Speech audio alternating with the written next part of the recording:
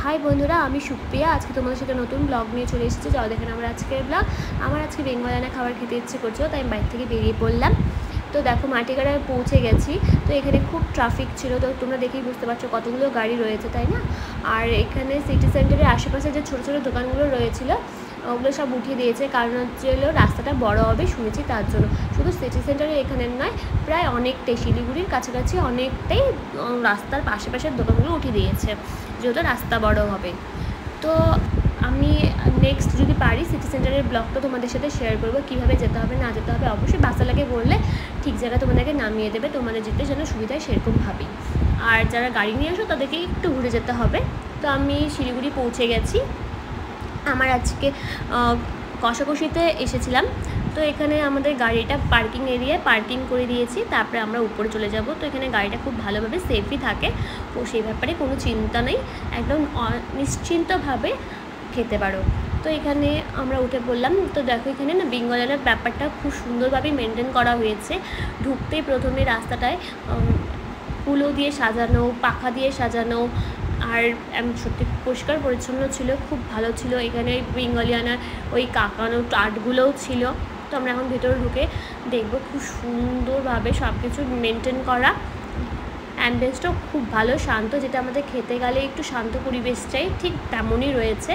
তো আমি একটু তোমাদেরকে দেখিয়ে দিলাম অ্যাম্বিয়েন্সটা, আমি একটু নিজেকেও দেখিয়ে দিলাম। তো একটু জানাবে কমেন্ট করে তোমাদের কেমন লাগলো। আমি তোমাদেরকে মেনুটাও দেখিয়ে দিচ্ছি। এখানে নন ভেজ ভেজ সব রকমেরই খাবার পাবে। আর যদি আলাদাভাবে খাবার খেতে চাও তা সেটাও খেতে পারবে, থালি হিসেবে খেতে চাইলে সেটাও খেতে পারবে। তো তোমাদেরকে একটু অ্যাম্বিয়েন্সটা আমি ঘুরিয়ে দেখিয়ে দিচ্ছি। এখানে কলকাতার যে ব্যাপারটা রয়েছে সব সুন্দর করে তুলে ধরা হয়েছে। কলকাতার যে স্ট্রিট ফুডগুলো রয়েছে সেগুলো সুন্দরভাবে ফটো ফ্রেম করে বাঁধিয়ে সেখানে ডেকোরেশন করা হয়েছে। তারপর যে কলকাতার সুন্দর সুন্দর জায়গাগুলো যেগুলো একটু ফেমাস জায়গা বলো, তারপর ট্রাম ট্যাক্সি সব কিছুরই ফটো রয়েছে ফ্রেম করে।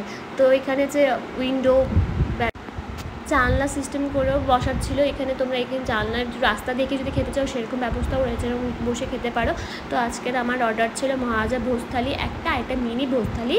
তো খাবারগুলো খুব ভালো ছিল। তো এখানে ছিল মেনুগুলো বেগুন ভাজা, পাঁপড় ভাজা, রসগোল্লা, চাটনি, তারপর হলো মাটনের কালো ভুনা, তারপর শুক্তো, সোনালি মুগের ডাল, তারপরে একটা মিক্স সবজি।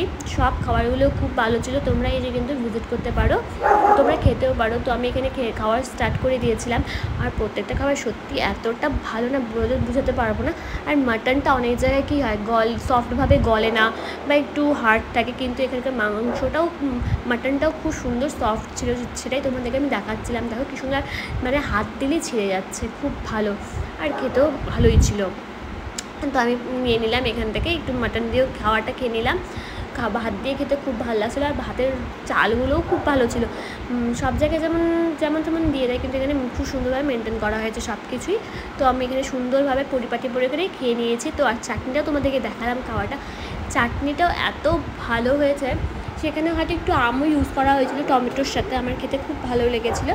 আর রসগোল্লা, সত্যি রসগোল্লা বেঙ্গলিদের কার না ভালো লাগে তাই না, রসে চুপচুপা থাকবে সেই রসগোল্লা খেতে খুব ভালো লাগে। কিন্তু আমি রসটা একটু চেপে নিলাম, কারণ এত খাওয়ার পর আর পেটে জায়গা ছিল না বলে আমি একটু রসগুলোকে চেপে খেলাম। তোমাদের কেমন লাগলো আমাকে একটু জানিও। আর বললাম এখানকার স্টাফটা খুব ভালো। তো আমি যখন বেরোচ্ছিলাম আমাদেরকে গেটটাও খুলে দিল। তো আমার ব্লগটা যদি তোমাদের ভালো লাগে অবশ্যই লাইক শেয়ার কমেন্ট করবে। তোমরা যদি আমাকে এইভাবেই মোটিভেশন করো, আমি এরকম আরও অনেক ব্লগ তোমাদের সাথে শেয়ার করবো।